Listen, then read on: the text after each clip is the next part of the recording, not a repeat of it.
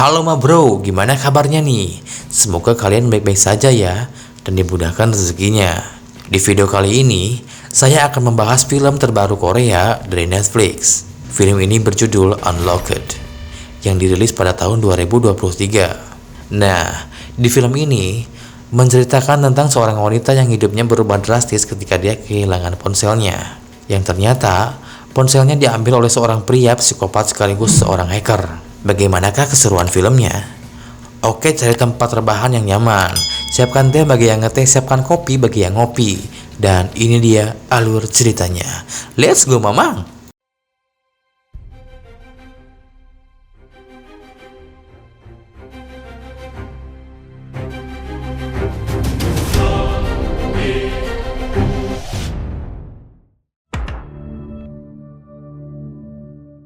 Film ini berlatar di Korea Selatan selama masa pandemi COVID-19. Setelah pasien COVID-19 semakin menurun, masyarakat diperbolehkan untuk tidak memakai masker. Namun, masih banyak masyarakat yang tetap memakai masker karena hal tersebut sudah menjadi gaya hidup. Di film ini, gaya hidup di Korea ditampilkan, di mana semua aktivitas keseharian mereka selalu terkait dengan ponsel. Baik itu saat makan, bekerja, berbelanja, hingga mau tidur pun tidak pernah lepas dari ponsel.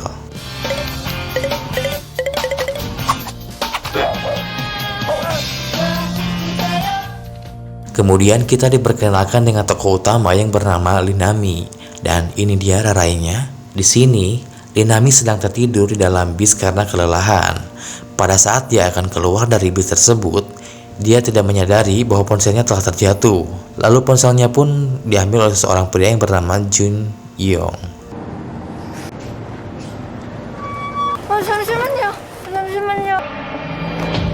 Saat ini, Linami bekerja di sebuah kafe milik ayahnya sendiri.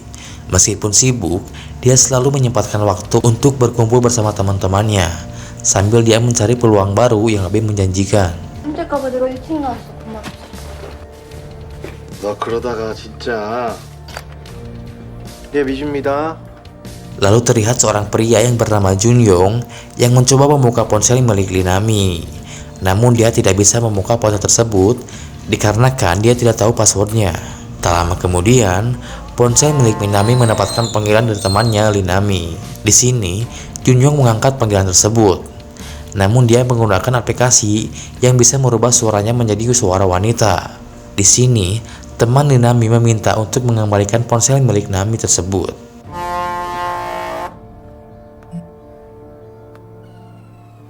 어제 버스에서 주웠어요.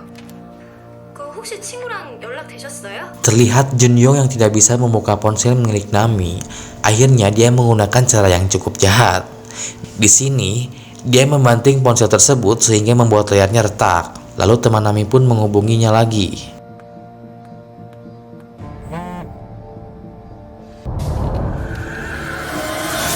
Di sini, Jun Yong memberitahu bahwa dia tidak sengaja telah merusaki ponsel tersebut. Namun di sini dia mengarahkannya ke sebuah toko servis handphone dan menanggung semua biaya perbaikan ponselnya. 떨어뜨려서요. 액정이 깨졌네요. 예? 수리점에 맡겨놨어요. 수리비는 제가 계산했으니까 찾아가세요. Nami pun pergi ke toko yang diarahkan oleh Jun Yong dan keluarlah seorang pria yang memakai masker yang akan memperbaiki ponselnya. Di sini pria tersebut memberikan formulir perbaikan yang harus diisi oleh Nami. Pada awalnya Nami ragu karena melihat di formulir tersebut harus mengisi kata sandi ponselnya. Namun karena Nami ingin ponselnya cepat diperbaiki, dia pun mengisi passwordnya.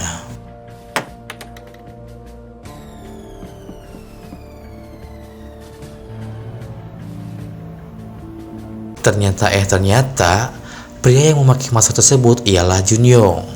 Setelah dia selesai memperbaiki ponsel Nami, dia pun menginstal sebuah aplikasi pelacak di ponsel Nami, dan dari sinilah Jun Yong bisa mengetahui semua kegiatan sehari-hari Nami.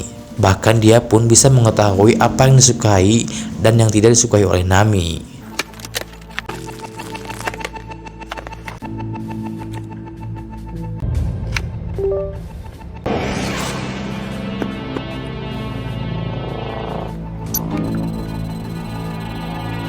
Untuk pertama kalinya, Jun Yong mengunjungi kafe Nami dan memesan minuman sari buah plum.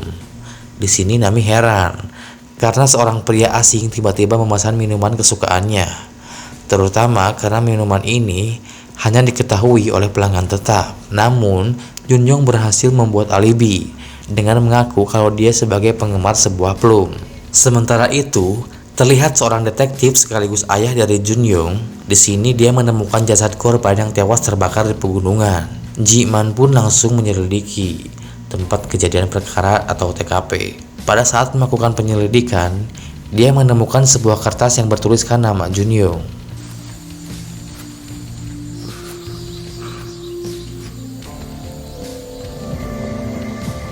Lalu dia pun mengatakan pada rekannya bahwa anaknya Junyoung bukanlah pelaku pembunuhan tersebut. Hal itu dikarenakan sejak kecil si Junyoung memiliki sifat penakut dan sulit bergaul. Namun Ji-man berpikir demikian karena ia telah lama hidup terpisah dari Junyoung dan tidak pernah menghubungi anaknya. Lalu dia pun pergi ke rumah istrinya untuk menanyakan sesuatu tentang Junyoung.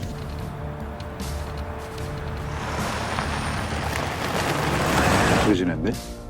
그걸 내가 어떻게 알아요? 연락 안 해? 사람 갖다 묻어도 아무도 모를 그런 데 있잖아. Singkat cerita, Nami pun mendapatkan pekerjaan baru sebagai sales di salah satu perusahaan. Karena kinerja Nami yang begitu bagus, bosnya pun menaikkan gaji Nami lebih cepat dari karyawan lainnya. 나미님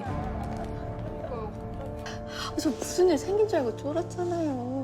작은 회사에서 힘들었을 텐데 연봉 인상 얘기를 좀 해야 되지 않나? Di sisi lain, terlihat Ji-man yang terus menyelidiki alamat anaknya yang masih menjadi teka-teki. Namun pada akhirnya dia berhasil menemukan alamat itu, dan dia pun langsung pergi ke rumahnya. Setelah sampai di rumah Junyoung, Ji-man pun langsung masuk ke dalam rumahnya. Di sini, Junyoung sudah mengetahui kedatangan Ji-man. Junyoung pun langsung mengirimkan pesan kepada Ji-man, sekaligus mengirim foto Ji-man yang sedang berada di sana. Karena hal itu, Ji-man pun langsung mencari keberadaan Junyoung.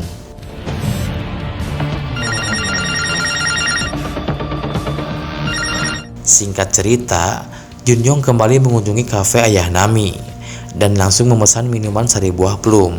Di sini ayah Nami heran karena Junyoung pelanggan baru bisa mengetahui menu sari buah plum. Tak lama kemudian, Junyoung berhasil menemukan Nami di kafe itu. Ternyata di sini, Junyoung akan membeli CD band favoritnya Nami.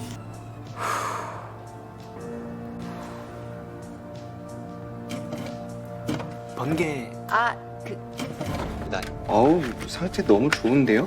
Tak lama dari itu, ayah Nami mengantar Nami pulang. Namun setelah sampai di depan rumah Nami, di sini ayah Nami mulai khawatir melihat kedekatan Nami dengan Junyoung, dan dia menyuruh Nami untuk menjauhi pria mencurigakan seperti Junyoung. Namun Nami mengabaikan nasihat ayahnya karena ia yakin kalau Junyoung adalah pria yang baik. Sadar akan kecurigaan ayah Nami, Junyoung pun merencanakan pembunuhan dengan menggunakan nomor ponsel Nami yang telah diretas. Di sini, Junyoung berhasil membujuk ayah Nami untuk menginstal sebuah aplikasi, yang dimana aplikasi tersebut untuk melacak lokasi ayah Nami.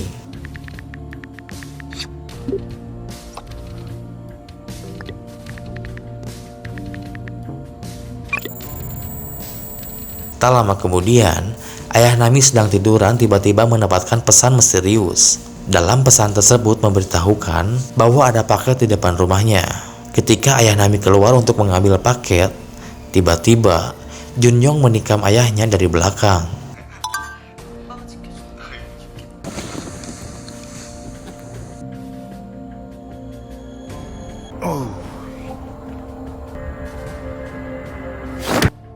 Tidak puas dengan itu, ternyata Junyoung menghancurkan karir Nami dengan mengakses akun Instagram Nami.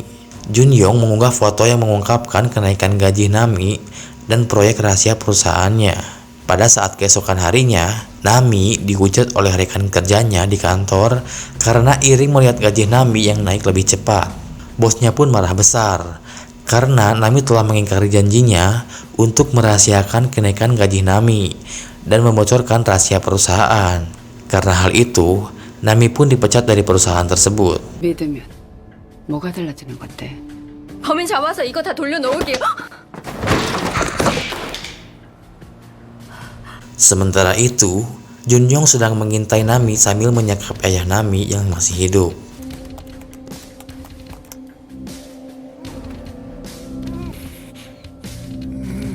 Singkat cerita, terlihat Nami bersama temannya mengunjungi kafe lainnya untuk menemui Junyong.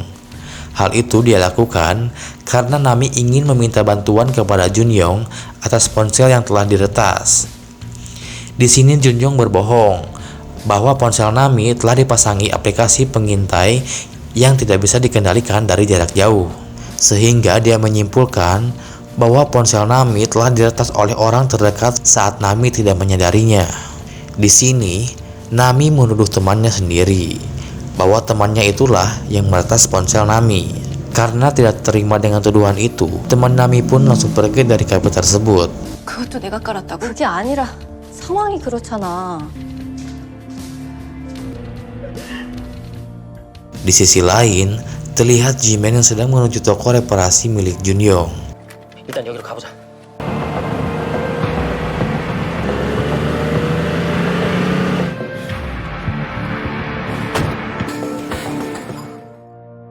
Setelah tiba di toko reparasi tersebut, Jiman melihat toko itu kosong.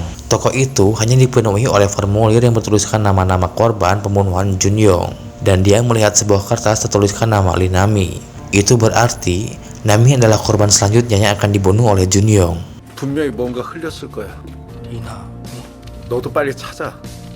방해할 거면 개소리하지 말고 꺼져. Nami pun datang ke toko tersebut dan dia berbicara dengan Jiman. Jiman mengatakan bahwa dia sedang mencari Junyong yang sudah membunuh beberapa korban. Di sini Nami mulai mengetahui kalau Junyong yang selama ini dia kenal adalah orang yang meretas ponselnya. Dengan kata lain, di sini Nami sedang dalam bahaya karena Junyong yang mengetahui di mana Nami berada dan semua yang dilakukan oleh Nami. Nami pun mulai merasa bersalah karena telah menuduh teman dekatnya sebagai orang yang meretas ponsel Nami.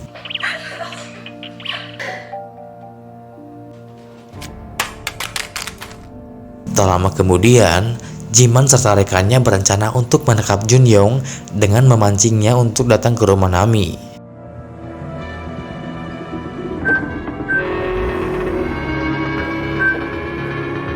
Namun pada saat akan ditangkap, Junyong menegaskan bahwa dia bukanlah orang yang mereka cari.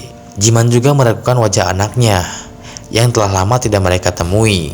Akhirnya, Jiman melepaskan Junyong dan mencari solusi lain. 준영.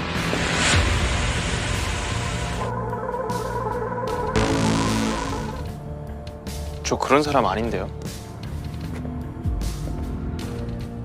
Singkat cerita, Jiman mengantar Nami ke rumah ayah Nami. Sesampainya di rumah ayah Nami, di sini Nami mengatakan bahwa dia akan terus mengirim pesan dan mengabari mereka. Namun Nami juga mengatakan jika dia tidak kunjung mengirim pesan, itu berarti sesuatu telah terjadi kepada Nami. Nami pun masuk ke rumah tersebut dan dia langsung masuk ke kamar. Di sini, Nami menggunakan ponsel lamanya.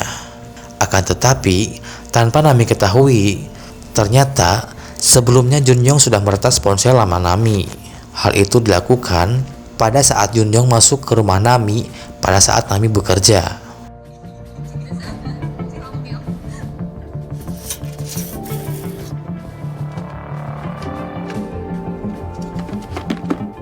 Lalu terlihat Junyong yang sedang santainya duduk di kursi.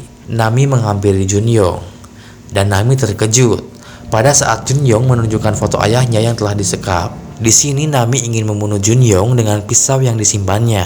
Akan tetapi Nami tidak memiliki keberanian dan Junyong pun pergi ke kamar mandi. 아, 나를 죽이고 싶은 거야? 말해. 자,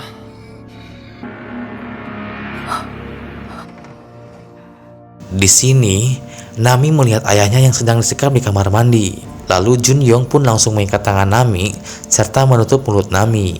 Junyong pun langsung menceburkan Nami dan ayahnya ke dalam bak mandi. Junyong pun merayakan keberhasilan rencananya dan langsung memfoto Nami. Setelah melakukan itu, Junyong pun keluar dari kamar mandi tersebut. 평소에 좀 잘 챙겨드리지 그랬어. Tak lama dari itu, Junyong menemukan sebuah kertas yang berisikan rencana yang sebelumnya Nami kirim ke Jiman.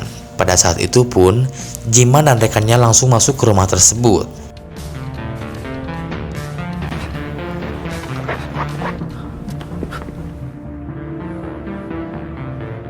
Jiman memukul Junyong, sedangkan rekannya Jiman menyelamatkan Nami dan ayahnya.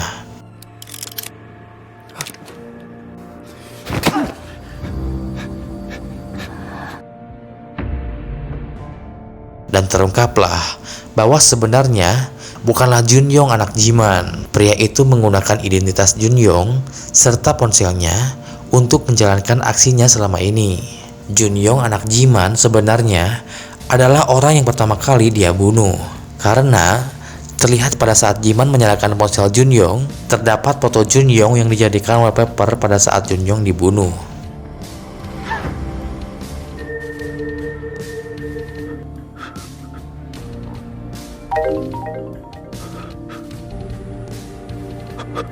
Di sisi lain, Nami melihat ayahnya yang sedang diselamatkan oleh rekan Jiman. Nah, pada saat Nami melihat ayahnya, dia langsung emosi dan dia keluar dan menembak pria tersebut dengan menggunakan pistol.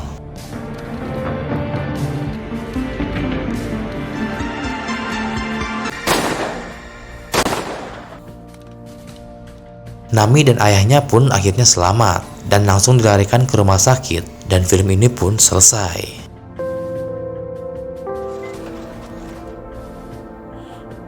Wah, film ini dipenuhi dengan pelajaran ya. Jadi intinya, pesan dari film ini adalah berhati-hatilah ketika kalian menggunakan ponsel. Karena sekarang banyak aplikasi yang tidak dikenal yang bertujuan untuk mengetahui identitas kita. Oke, segitu dulu ya video kali ini. Gue pamit, bye.